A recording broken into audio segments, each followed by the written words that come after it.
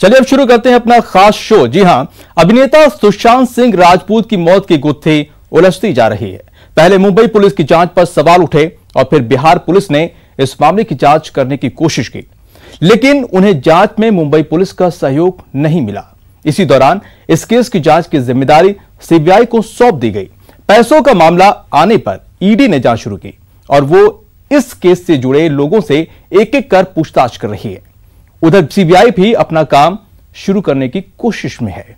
हालांकि इन सब के बीच इस केस में खुलासे और सच एक एक कर सामने आ रहे हैं। आज हम अपने इस खास शो में उलझी हुई जांच और कुछ नए खुलासों से जो आपको रूबरू कराएंगे। तो शुरू करते हैं ये खास शो डेथ डायरी और डेडली स्टोरी।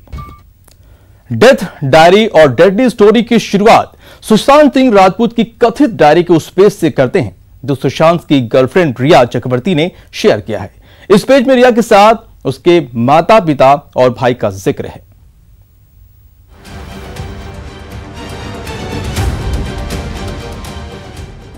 सुशांत सिंह राजपूत मौत मामले में अपने रिश्तों को लेकर चल रही खबरों के बीच रिया चक्रवर्ती लगातार ये दिखाने की कोशिश कर रही है कि सुशांत के साथ उसके संबंध बेहतर थे और अच्छी ट्यूनिंग भी थी। तभी तो पहली बार रिया की ओर से सुशांत के लिखे नोट को शेयर किया गया है। सुशांत की गर्लफ्रेंड रिया चक्रवर्ती के वकील सतीश मानशिंदे ने डायरी का एक पन्ना न्यूज 18 को शेयर किया है। इस पन्ने में कलम से लिखी पंक्तियां सुशांत की हैं, ऐसा दावा किया जा रहा है। सुशांत की डायरी वाले पन्ने में लिखा है, मैं अपने जीवन का शुक्रगुजार हूं। मैं अपनी जिंदगी में लीलू यानी शोविक का भी आभारी हूं। मैं अपनी जिंदगी में बेबू यानी रिया के लिए भी आभारी हूं। मैं अपनी जिंदगी में सर यानी कि रिया के पिता का शुक्रगुजार हूं। मैं अपनी जिंदगी में मैम यानी रिया की मां का शुक्रगुजार हूं। मैं अपनी जिंदगी में फुज यानी अपने डॉग का शुक्रगुजार हूं। मैं उन सबों का आभारी हूं जिन्होंने मुझे जिंदगी में प्यार दिया। रिया के वकील का दावा है कि इन पन्नों में सुशांत ने अपने परिवार का जिक्र तक नहीं किया है। यही नहीं, रिया ने सुशांत के जिम में यूज करने वाले उस वाटर बॉटल की तस्वीर को भी शेयर किया है और यह बताया है कि उसके पास सुशांत की मात्र यही एक अंतिम प्रॉपर्टी बची है। अब रिया की ओर से डायरी का पन्ना तो जारी कर दिया गया है, लेकिन सवाल है कि इस पन्ने को जारी कर आखिर रिया क्या साबित करना चाहती है। रिया सुशांत की गर्लफ्रेंड थी तो इस पन्ने में अलग क्या है? सुशांत ने तो रिया पर भरोसा किया ही था, तो फिर इसमें नया क्या है? Bureau report, news 18। Sushant Singh Rajput की कथित डायरी के पन्ने के सामने आने के साथ साथ उनकी पूर्व मैनेजर दिशा सालियान का भी आखिरी वीडियो सामने आया है। दिशा के किसी दोस्त ने व्हाट्सएप पर यह वीडियो शेयर किया है। यह वीडियो 8 जून की रात 12 बजे के आसपास का बताया जाता है और ठीक 1 घंटे बाद कथित तौर पर दिशा ने बिल्डिंग से कूदकर खुदकुशी कर ली थी। बता दें कि बीजेपी सांसद नारायण राणे ने सोशल मीडिया पर इस पार्टी को लेकर कई सारे आरोप लगाए थे, लेकिन इस वीडियो के मुताबिक दिशा, उसके जो उनके दोस्तों के अलावा पार्टी में कोई नहीं दिख रहा है।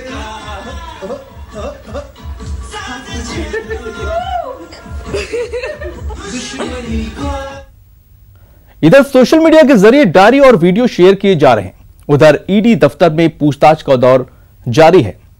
सुशांत सिंह राजपूत इस केस में उन लोगों के आने का सिलसिला जारी है जो सुशांत सिंह राजपूत की मौत के राजदार हैं या फिर किसी न किसी तरह सुशांत सिंह राजपूत से जुड़े थे। हालांकि अभी तक जो जानकारी मिली है उसके हिसाब से ईडी के हाथ कुछ खास नहीं लगा है। आइए जानते हैं ईडी अधिकारी क्या जानने की कोशिश कर रहे हैं और शुक्रवार को रिया चक्रवर्ती से 8.5 घंटे के दौरान क्या कुछ पूछा गया।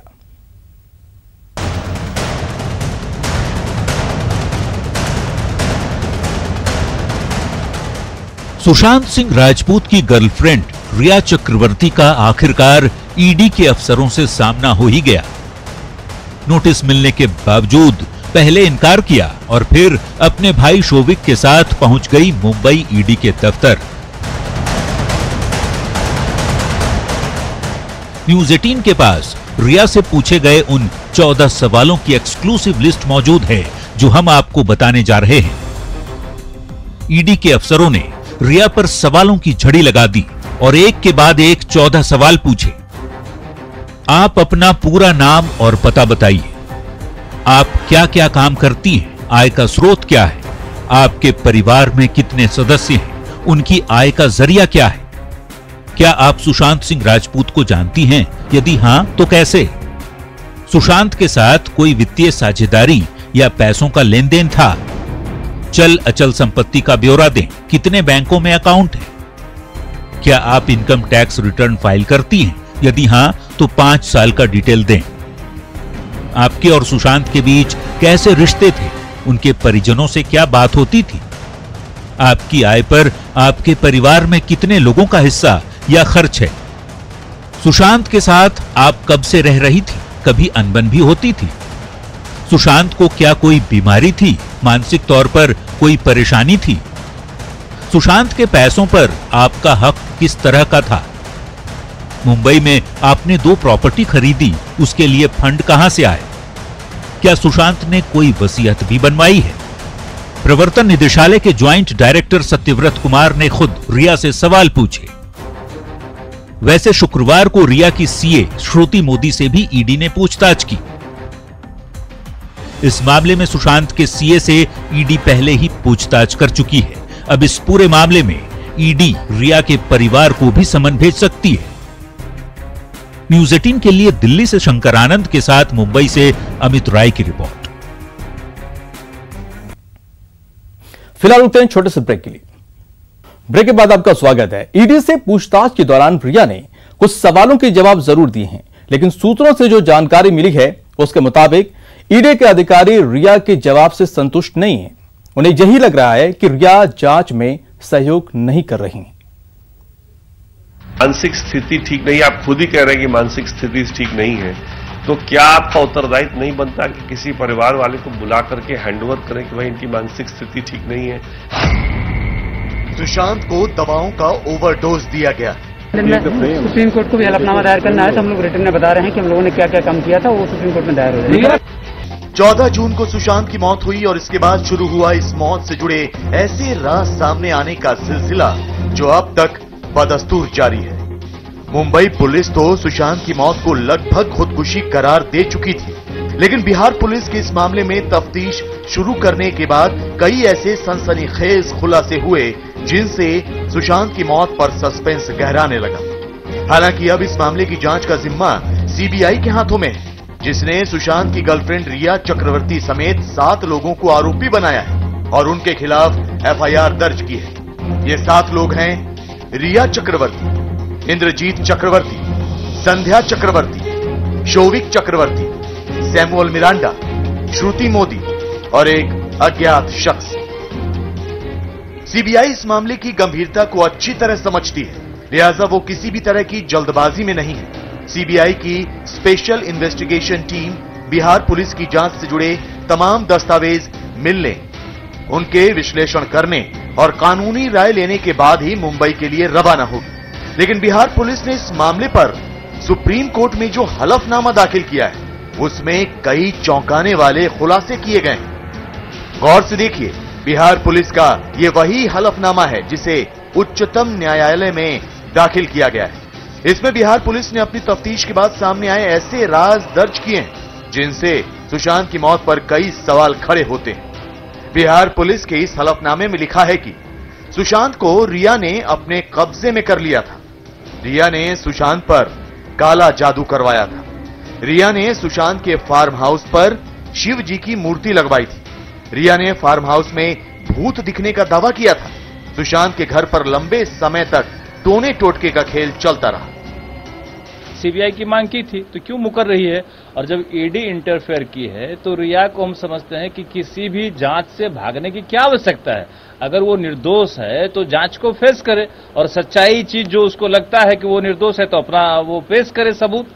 अगर जांच कर रहे तो उसमें क्यों, किस बात का घबराहट? अगर जांच से घबराहट है तो इसका मतलब दोषी है, इसलिए ईडी तो जांच करेगी ही। तो दोषी है और दोष से बचने के लिए तरह तरह के उपाय कर रही है। सुशांत सिंह राजपूत की मौत में उनकी गर्लफ्रेंड रिया चक्रवर्ती पर जादू टोने का आरोप पहले से लगाया जा रहा है। सुशांत की बहन मीतू सिंह ने बिहार पुलिस को दिए अपने बयान में कहा था कि रिया चक्रवर्ती ने सुशांत पर काला जादू करके उसे पूरी तरह से अपने वश में कर लिया था। रिया सुशांत पर बार बार पुराना फ्लैट छोड़ने के लिए दबाव बनाती थी। रिया कहती थी कि सुशांत को इस फ्लैट में भूत दिखते हैं। आरोप है कि काले जादू के चलते ही सुशांत मानसिक रूप से कमजोर हो गए और वो रिया के चंगुल से बाहर नहीं आ पा रहे थे। बात है कि ये भूत प्रेत पे भैया विश्वास नहीं रखते थे। सुशांत भैया भूत प्रेत पे विश्वास नहीं रखते थे। वो भी एक ही विश्वास रखते हैं, कर्मा पे। कर्मा पे विश्वास रखते हैं और कर्मा ही उनका पूजा है।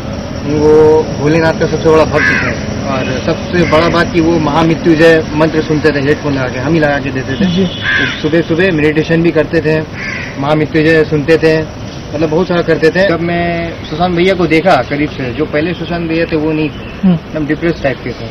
एंड उनका चेहरा एकदम डल डल सा, लिप्स एकदम ब्लैक ब्लैक। जो पहले जो थे वो ऐसा नहीं थे, यही फर्क था। सुशांत को करीब से जानने वाले बताते हैं कि वो भूत प्रेत में बिल्कुल भी विश्वास नहीं करते थे। वो शिव जी के भक्त जरूर थे, लेकिन जादू टोने पर यकीन नहीं करते थे। बहुत मुमकिन है कि ऐसा हो भी, क्योंकि Sushant Delhi college of engineering के छात्र थे। सुशांत फिजिक्स में नेशनल ओलंपियाड विनर थे। उन्होंने इंजीनियरिंग की 11 प्रवेश परीक्षाएं पास की थी। लिहाजा विज्ञान के एक होनहार छात्र की जादू टोने में यकीन करने की बात हजम नहीं होती। ऐसे में सवाल ये उठता है कि क्या रिया चक्रवर्ती जादू टोना करती थी? क्या उसने ब्लैक मैजिक के जरिए सुशांत को काबू में कर रखा था? फिलहाल इन सवालों के जवाब किसी के पास नहीं है और सीबीआई इस राज से पर्दा उठाने की कोशिश करेगी। लेकिन बिहार पुलिस के हलफनामे में कई ऐसी बातें लिखी हैं जिनसे रिया पर शक और गहरा जाता है। बिहार पुलिस ने सुप्रीम कोर्ट में दाखिल अपने हलफनामे में बताया है कि सुशांत सिंह राजपूत हर महीने अपने पिता को 25,000 रुपए देते थे, जिसकी वजह से रिया ने कई बार नाराजगी भी जाहिर की थी। कोटक महिंद्रा बैंक अकाउंट की छानबीन में पता चला कि रिया सुशांत के बैंक अकाउंट का इस्तेमाल करती थी। सुशांत फिल्म छोड़कर ऑर्गेनिक खेती करना चाहते थे, लेकिन रिया ने उन्हें ऑर्गेनिक खेती नहीं करने दी। सुशांत को जानबूझकर दवाओं का ओवरडोज दिया गया। यही नहीं, रिया चक्रवर्ती ने सुशांत को ब्लैकमेल भी किया। साल भर तो उनके पैसे पे रही, पूरा अपने भाई का बर्थडे पार्टी तक उनके क्रेडिट कार्ड से खर्चा किया। और सडनली अगर आपका मान लो ब्रेकअप भी बनता है तो इतना तो आदमीयता भी होती है कि आप परिवार वालों को बताओ कि भाई ये दवाइयां चल रही थी, ये इनके प्रॉब्लम है, जरा आप आगे देखो कि इसमें और इनको जो भी होगा आप ट्रीटमेंट करो, अब मेरी जिम्मेदारी आज से नहीं है। हैंडओवर करना तो दूर की बात है, मोबाइल तक ब्लॉक कर दिया। तो इसलिए ये सब जो हमारा FIR है ये तो पूरा उसका पुष्टि करता है। सुशांत की जायदाद पर रिया की नजर थी या नहीं? सुशांत के पैसे रिया उड़ा रही थी या नहीं? सुशांत की मानसिक हालत के लिए रिया ही जिम्मेदार थी या कोई और? इन तमाम सवालों की पड़ताल जारी है। सीबीआई जांच शुरू करेगी और जल्द ही सच से पर्दा उठा देगी। लेकिन सुशांत की मौत के मामले में रिया पर शिकंजा कसता नजर आ रहा है। मुंबई में प्रवर्तन निदेशालय यानी ईडी की रिया से घंटों चली पूछताछ इसकी तस्दीक करती है। सुशांत सिंह राजपूत की मौत की जांच को लेकर मुंबई पुलिस अब तक सवालों के घेरे में थी और अब वो शक के घेरे में आ गई है। वो अब सफाई देने के लिए मजबूर हैं और पुलिस को सफाई तभी देनी पड़ती है जब लोगों के मन में ये बात घर कर जाए कि पुलिस किसी को बेवजह फंसा रही है या फिर बचा रही है। मुंबई पुलिस की शाख पर सवाल तो उसी दिन खड़े हो गए थे जब सुशांत सिंह राजपूत के पिता ने पटना में FIR दर्ज कराई थी।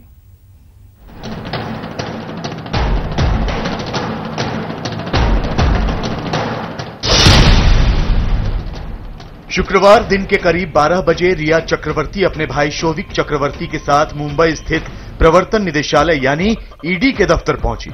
सलवार सूट पहने रिया मीडिया के सवालों को अनसुना करते हुए ईडी दफ्तर की सीढ़ियां चढ़ने लगी। वो मास्क पहने हुई थी इसलिए चेहरा तो नजर नहीं आया, लेकिन रिया की आंखों में ईडी की पूछताछ का खौफ साफ नजर आ रहा था। सुशांत सिंह राजपूत मौत के मामले में हर दिन नए खुलासे होते जा रहे हैं। अब ये पूरा मामला सेंट्रल एजेंसी सीबीआई और ईडी के पास जा चुका है। ईडी ने इस पूरे मामले में अपनी जांच भी शुरू कर दी है और अब तक इस पूरे मामले में ईडी ने 3 लोगों से पूछताछ भी की है, जिसमें पहला नाम सुशांत सिंह राजपूत के जो सीए हैं संदीप किदर, उनसे पूछताछ की है। रिया चक्रवर्ती के सीए से पूछताछ की है और अब आज रिया चक्रवर्ती को बाकायदा ईडी ने समन जारी कर आज उन्हें पूछताछ के लिए यहां पर बुलाया है।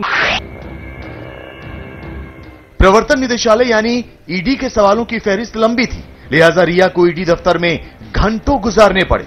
इस दौरान उनके भाई शोविक चक्रवर्ती एक बार बाहर आए और फिर कुछ ही देर बाद दोबारा ईडी दफ्तर की सीढ़ियां चढ़ते हुए दिखे।